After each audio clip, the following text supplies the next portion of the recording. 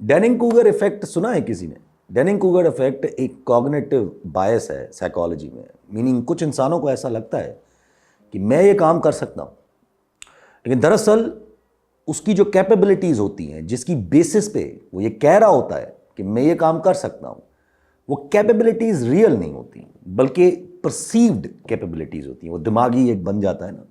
Hence in simple terms कि when a stupid man tries to be smart based on perceived capabilities, कि मुझसे पहले वाले कर गए, वो कोई भी कैपेबिलिटीज हो सकती, कोई भी एक परसेप्शन हो सकता है, तो उसके ऊपर डेनिंग कूगर इफेक्ट जो है वो अप्लाई होता है। हो गई सुप्रीम कोर्ट में अपॉइंटमेंट्स। मैं तो लास्ट टाइम ही बोला था मुबारक हो। अब तो कोई मसला नहीं होना चाहिए ना। अब तो इमरान खान साहब के सपोर्टर्स को आपने तोड़ दिया, उसके जो जो जजेस में वो बैठे हुए थे अंदर बकौल आपके, क्योंकि उन्होंने रोक दिया। वो राना सना साहब तो इतना आगे चले गए कि भाई रेफरेंस बनाने की बातें कर रहे हैं जस्टिस मंसूर अली शाह और मुनीब अख्तर पे। कर लें सर। कह रहा अब ये नए जजेस भी भर्ती हो गए, अब क्या करें? अब ये 6 जजेस भी क्या फुल कोर्ट में बैठेंगे? ज़ाहिर बिठाने की कोशिश होगी, वकील एहतजाज करेंगे, कोई फ़र्क नहीं पड़ता। अब कह रहे हैं कि 26 अमेंडमेंट की जब सुनवाई शुरू होगी, वकील कह रहे हैं तब जाके एहतजाज करेंगे। ज़ाहिर है सर, डिवाइडेड हैं फ़िलहाल बेचारे, और ये डिवाइडेड ही चाहिए फ़िलहाल, मुतरक फ़िलहाल नहीं चाहिए। और यही वजह इस्टेब्लिशमेंट नहीं है, इसकी वजह कि ये सारे कुछ डिवाइडेड है। मैं बार बार कहता हूँ, ये इसकी जो सिंपल वजह है ना, वो है नून लीग और पीपल्स पार्टी। ये दोनों बहुत पुरानी पार्टी हैं, इनकी बहुत ज़्यादा पेनिट्रेशन है। ये दो जमातें इस्टेब्लिशमेंट ने अपनी इत्तेहादी तो बनाई है, लेकिन अब ये इतनी आसानी से इनको हल्का नहीं लेना चाहिए। ये इतनी आसानी से इस्टेब्लिशमेंट इनसे अपनी जान भी नहीं छुड़ा पाएगी। ये आप लिख लें मुझसे, बहुत मुश्किल लगेगी इनको, ये फैक्ट है। और इनके आसरे पे जो इस्टेब्लिशमेंट करती जा रही है, वो भी कहीं से in the long term establishment को फेवर नहीं करेगा। ये आप लिख लें। ये कोर्ट्स के साथ जो हुआ है, ये जुडिशल कमीशन, ये सब कुछ, ये लॉन्ग टर्म में अगर देखा जाए तो ये सियासतदानों के ही फेवर में जा रही हैं ये सारी चीज़ें। अच्छी बात है, मुझे तो अच्छा ही लगेगा।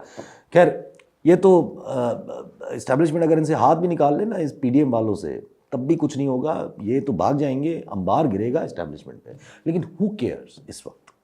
नोबडी।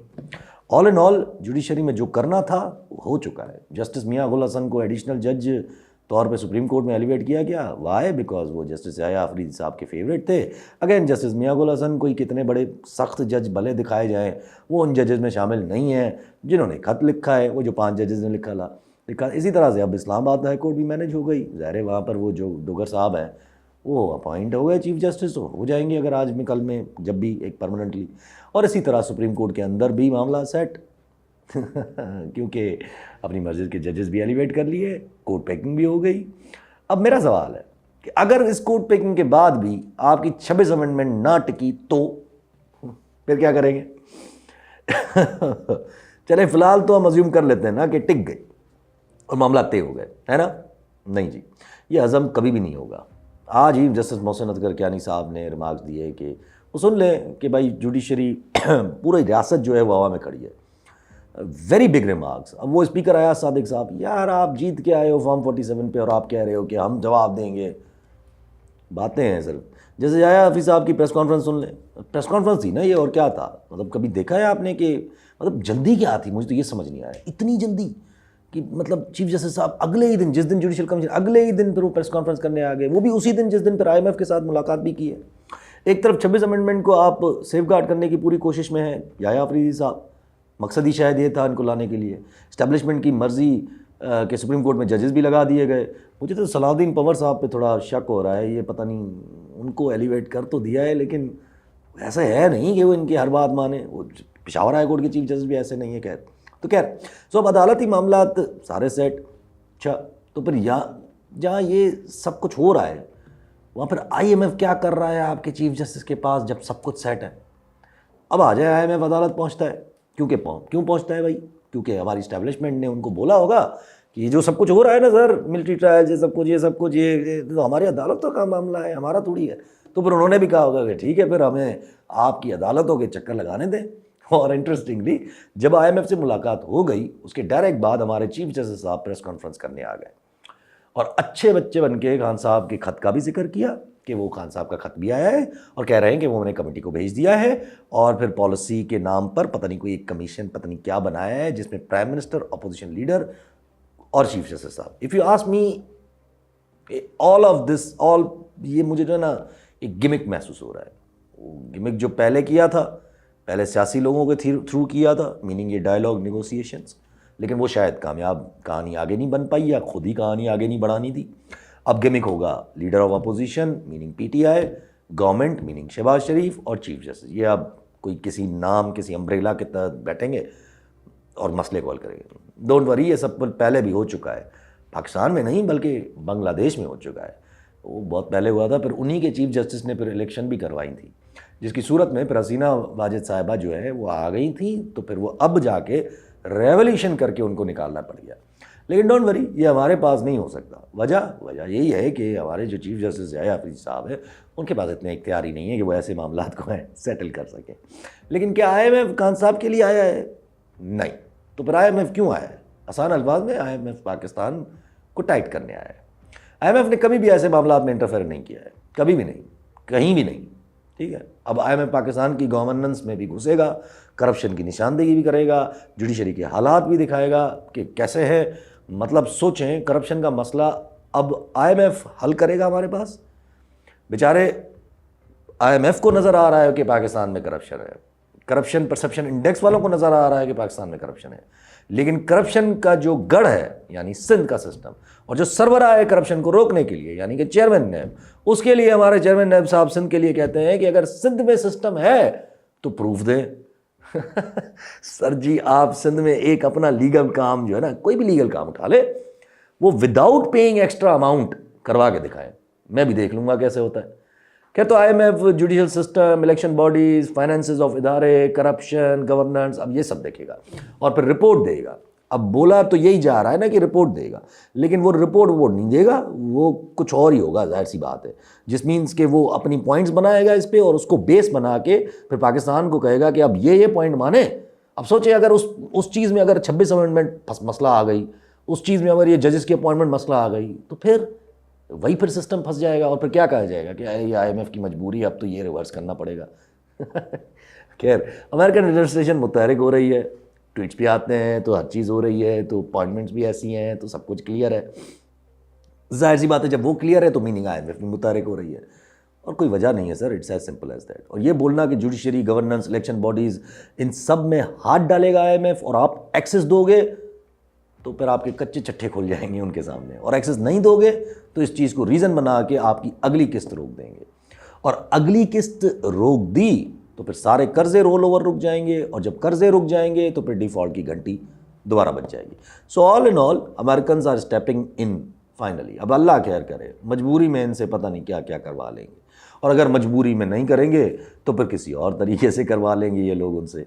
इसलिए मैं बार बार कहता था और कहता हूँ अब भी कि अगर सिस्टम से लड़ना है तो फिर ये नहीं होगा, आपका सिस्टम आपके अगेंस्ट रिएक्ट करेगा। और अगर इंटरनेशनल हालात से बचना है तो पॉपुलर लीडर का सहारा लेना पड़ेगा, या उससे एटलीस्ट उसको न्यूट्रलाइज करना पड़ेगा। आपसे तो इस वक्त दोनों नहीं हो रहे, वरना मजबूरी में वो आपसे चीज़ें मनवाते जाएंगे और आप मानते जाएंगे। लेकिन मुझे ये समझ नहीं आ रहा कि हमें आसरा किस बात का है, हमने किस चीज़ से आसरा लगाया हुआ है।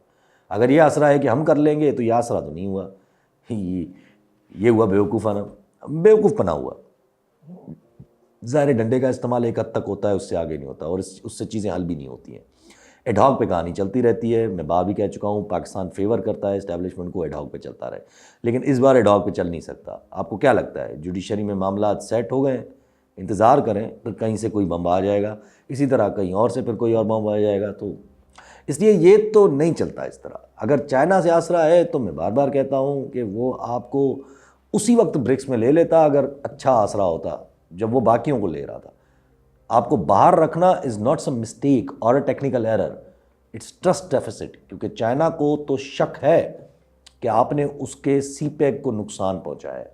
और अगर देखा जाए तो सीपेक का कलमदान इस्टेब्लिशमेंट ने अपने हाथ में लिया था आफ्टर नवाज शरीफ।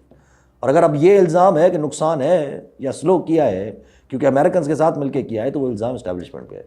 सो जब उनका इल्ज़ाम ये है तो फिर आप पे ट्रस्ट कैसे कर सकते हैं, भले ही आप उनके पास कितने भी चक्कर लगा लें। और ज़रदारी साहब भी सियाने हैं, उनको पता है कि मेरा ये ट्रिप अमेरिका को अच्छा नहीं गुजरेगा, तो अपने बेटे को उधर भेजा हुआ था अमेरिका। चले, ये तो समझ आता है ना, ये तो सियासतदान ने कर रहे हैं, लेकिन इस्टेब्लिशमेंट को ये अंदाज़ा क्यों नहीं हो रहा है कि अगर चाइना का ट्रस्ट डेफिसिट है तो वो आपसे है, ना कि सियासतदानों के साथ। So when they are asking China to save them, why will it? ऊपर से अब तो हम इंडिया भी ब्रिक्स में करेंसी के अगेंस्ट जा रहा है, तो अब तो चाइना के भी मसाइल होने हैं। अब हम यूएई गए हुए हैं, वहाँ मुलाकातें कर रहे हैं, लाजिम है वहाँ के रूलर से हमने, लाजिम है, ये आप बात लिख लिया, लाजिम है कि उन्होंने बोला होगा कि यार ये आप इन्वेस्टमेंट ना करने के अलावा क्यों गा रहे हैं, ये बंद करें। ये जो मलिक रियाज वाला फियोस्की हुआ था, वैसे कहाँ है मलिक रियाज साहब वाली कहानी? पकड़े ना सर, वो बाहर से मंगाने वाले थे आप उनको, वो पाकिस्तान क्या है। ये जेंट्री बीच से भी अभी जो दोबारा मुलाकात की है, ये भी हमें पता है किसी काम की नहीं है। ये हम पहले से अखज़ कर चुके हैं कि जेंट्री बीच साहब कितने बड़े कोई बिलियनियर्स हैं। खैर, ऑल एंड ऑल यार माहौल अच्छा नहीं है। जब काशिफ अब्बासी जैसे इतने बड़े सहाफ़ी को आप भेज दोगे घर जबरी छुट्टी पे, घर तो नहीं भेजा लेकिन जबरी छुट्टी पे, तो आपको क्या लगता है डंडा कितना ज़्यादा है? मुझे तो लग रहा है कि छुप जाऊँ कुछ दिन, आए ना फजूल में तंग करने के लिए। और क्यों है ये सब? बिकॉज एक पॉलिटिकल पार्टी से दूर रखना है। और क्यों रखना है? क्योंकि उस पार्टी का सरबराह हमारी बात नहीं मान रहा। उस चक्कर में आपने क्या नहीं किया है। अब ये कोर्ट्स में लोग भरे जा रहे हैं, मुझे तो समझ ये नहीं आ रहा कि कोर्ट्स में छेड़छाड़ किस तरह कनेक्टेड है इमरान खान के साथ, किस तरह। आप केसेस में तो सज़ा वैसे ही दिए बैठे हैं, और एक केस में अगर वो छूट भी जाएं तो दूसरे में अंदर करने का ऑप्शन आपके पास मौजूद है। तो ये कोर्ट्स के साथ छेड़छाड़ का एटलीस्ट मुझे खान साहब के साथ कनेक्शन तो नज़र नहीं आ रहा। हाँ, ये हम ये कह सकते हैं कि सिस्टम में मौजूद कानून और आइन की बात करने वालों को शेडो किया जा रहा है, साइड में किया जा रहा है, और अपने लोग भरे जा रहे हैं, तो ये एक अलग बात है। लेकिन फिर भी इससे हल क्या होगा? इससे खान साहब का क्या कनेक्शन है? खान साहब कोई क्या कोर्ट्स की वजह से अंदर है, या वो कोर्ट्स की वजह से इस वक्त बाहर आएंगे? खान साहब के दो ही वजूहात से बाहर आएंगे। आइदर आपको अपना सिस्टम मजबूर करेगा जिसकी तरफ रास्ते जा भी रहे, या फिर आपको इंटरनेशनल हालात मजबूर करेंगे जिसकी तरफ रास्ते जा रहे हैं। सो ये कोर्ट्स में छेड़छाड़ तो मुझे अभी तक समझ ही नहीं आ रहा कि हाँ, ये हो सकता है कि भाई अपने जज भर दो, ताकि यही महसूस होता रहे कि भाई डील का तासुर, मतलब कि बस डील के तहत ही हुआ है क्योंकि हमारे जजेस के थ्रू हुआ है, वरना वो लीगल जजेस और जो अच्छे जजेस है अगर उनके थ्रू होता तो फिर तासुर कोई और चला जाना था। बाकी तो मुझे समझ नहीं आ रहा। बाकी या तो फिर आप चिंगारी भड़काना चाह रहे हो कि एंड में जाकर वो और ज़्यादा ख़राब हो। लेकिन खैर, क्यों कर रहे हैं ये सब कुछ, मुझे तो कसम से समझ नहीं आ रहा कि वो खान साहब डील का तासुर नहीं देना चाहते और आप कंसीड का तासुर नहीं देना चाहते। और ऐसे नहीं कि नेगोशिएशंस अभी भी नहीं हो रही हैं, मैं मानता हूँ कि नेगोशिएशंस अभी भी हो रहे होंगे, भले टॉप के ना हो रहे हो, कभी कहीं ना कहीं तो राब्ते अब भी बहाल होंगे, और वो अब हर वक्त रहेंगे बहाल। या आप लिख लें, जब तक खान साहब बाहर हैं, क्योंकि मैं ये मान नहीं सकता कि हम मामलात को ऐसे चला सकेंगे। और मैं हमेशा कहा कि इस वक्त दोनों तरफ से चीज़ें तैयार होनी हैं, दोनों तरफ से हर कोई अपनी स्ट्रिंग्स पुल कर रहा है, उस पर आते हैं। और अब तो जुनैद खान ने बिल्ली भी थैले से बाहर निकाल ली है। जब वो कह रहे हैं कि 2 साल मांग रहे हैं खान साहब से, 1 साल वैसे भी गुजर चुका है। मैं तो कब से कह रहा हूँ खान साहब के टाइम दे दे, खान साहब के निकलते ही रास्ते खुल जाएंगे। मगर अब अगर इतना खड़े हो गए हैं तो थोड़ा और सही, क्योंकि सॉल्यूशन बड़ा सिंपल है, बस नाक से आगे देखना है वरना कोई दिखा देगा नाक से आगे, और नाक से आगे दिखाने के चक्कर में हर जगह से फिर स्ट्रिंग्स भी पुल होना शुरू हो गई हैं। ये हालात क्यों ऐसे हैं जैसे दिखाए जा रहे हैं? हर कोई अलग अलग स्ट्रिंग्स क्यों पुल कर रहा है? एटलीस्ट मुझे तो यही महसूस हो रहा है। अब तो तीसरा ख़त भी खान साहब का आने वाला है। मैं बता रहा हूँ आपको, इस वक्त बहुत सारे डब्बे एक साथ खटक रहे हैं, कभी कोई आगे निकल रहा है तो कभी कोई। अब इस रस्साकशी में मुल्क का क्या होगा ये समझ नहीं आ रहा। जीतेगा कौन ये मैं को नहीं कहना चाहता। ज़ाहिर है वैसे उमूमन तो हमारी इस्टेब्लिशमेंट ये आसरा लगाती है ना कि जब बच्चे घर में शोर करें तो उनको चुप करवा लिया जाता है कि नहीं नहीं हम आ गए हैं और सेटल करो सेटल करो। जैसे मैंने हमेशा कहता हूँ कि रीजंस बनाए जाते हैं ताकि इसलिए कि आखिर में आकर अपनी ही रेलेवेंस बरकरार रख लें। हूज़ टू से कि बच्चे कब सुनना छोड़ दें, ये प्रॉब्लम है सिर्फ। और इस वक्त हम उस नहज के बहुत करीब हैं। क्योंकि अगर ये लग रहा है कि दुनिया के हालात जो ट्रम्प कर रहा है वो आज भी जॉर्डन के किंग के साथ मिलके वो वही सेम बात करना शुरू हो गया कि गाज़ा को हम टेक ओवर करेंगे, और नेतन्याहू दोबारा धमकियों पे आ चुका है कि अगर हॉस्टेजेस रिहा नहीं किया हमास ने तो जंग बंदी ख़त्म। अब क्या तहस नहस करेंगे अमेरिका और ये अपना नेतन्याहू और यूएस से मिल के गाज़ा वाले इलाके को? और अगर ऐसा है जंग छिड़नी है तो फिर ज़ाहिर है जंग छिड़नी है, फिर तो पूरे मिडिल ईस्ट में जंग छिड़नी है। फिर तो क्या सऊदी अरब, ईरान सभी जद में आएंगे, और ईरान हमारे बॉर्डर पे है।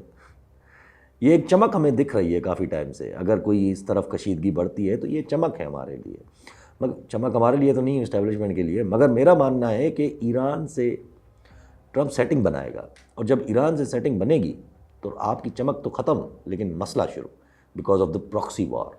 And if Iran and America are on good terms तो आपका क्या होगा? और अभी तक तो मेरी नज़र कम्प्लीटली इस मोदी वाली मुलाकात पे टिकी हुई है जो ट्रम्प के साथ होनी है। इंडिया ईरान के लिए लॉबिंग करेगा सर, उसके पैसे लगे हुए हैं। वो तो चाहता है चाबार पोर्ट, आपकी गवादर पोर्ट को टैकल करने के लिए और बढ़ाया जाए, और अमेरिका ने उसको सपोर्ट करना है। India is a blue eyed kid right now, जिसकी बातों को मानना जाएगा, जैसे इसराइल की बातों को माना नहीं, बढ़ाया जा रहा है। और अब तो इंडिया के डिफेंस के हवाले से भी अमेरिका से परचेजिंग भी शुरू कर दी है। प्लीज़ सर, इस मजबूर गवर्नमेंट के चक्कर में इस तरफ मत ले जाएं हमें। हम फजूल में इंडिया के सामने गिर जाएंगे, और जितने हम इस वक्त कमज़ोर हैं, हमारे बहुत फॉल्ट लाइन्स हैं, सब इस्तेमाल होना शुरू हो जाएंगी, और वन वे और the other they are connected to the people's representation. अब ये जिस तरह IMF इंटरेस्ट ले रहा है, ये शुरुआत है इंटरफेरेंस की। It's as simple as that. इसको कोई कुछ भी कहे, एक फाइनेंशियल इंस्टीट्यूशंस आपकी जुडिशरी में घुस रहा है, आपकी गवर्नेंस में घुस रहा है, इससे बढ़कर मुदाखलत और क्या होती है? जिस तरह चाइना को ये ट्रस्ट डेफिसिट है कि आपकी इन्वेस्टमेंट को आप उनकी इन्वेस्टमेंट को ख़राब कर रहे हैं, जिस तरह मुल्क के अंदर हाल है, जिससे अचकज़ई साहब ने कहा कि इनकलाब चुटकी की बात है, सिर्फ कॉल देने की दूरी है, and on top of it वकला में बेचैनी, सहाफ़ियों में बेचैनी, आवाम की नफरत। If you combine all this can be a recipe for disaster. But कौन बोले अब रेसिपी फॉर डिज़ास्टर ही हल समझा जा रहा है पाकिस्तान का, तो फिर ठीक है।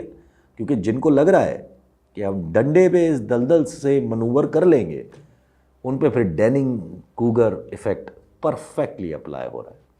अगर नहीं तो फिर बस ये कोशिश है कि कम अज़ कम अगर इमरान खान आ जाए तो उसके लिए सिस्टम में कुछ सपोर्ट मौजूद ना हो, तहस नहस किए जा रहे हैं, लेकिन ये कब तक? So I still don't see the point of it, except ये एक फायर फाइटिंग हो रही है। और अगर अब सोचे ना, अगर इतना कुछ करने के बाद भी आपकी फायर फाइटिंग ही चल रही है, तो इससे अंदाज़ा लगा लें कि ये सिस्टम कैसे चल पाएगा। I must admit, Jack, I thought I had you figured. But it turns out you're a hard man to predict. Me, I'm dishonest. And a dishonest man you can always trust to be dishonest. Honestly. It's the honest ones you want to watch out for. Because you can never predict when they're going to do something incredibly stupid.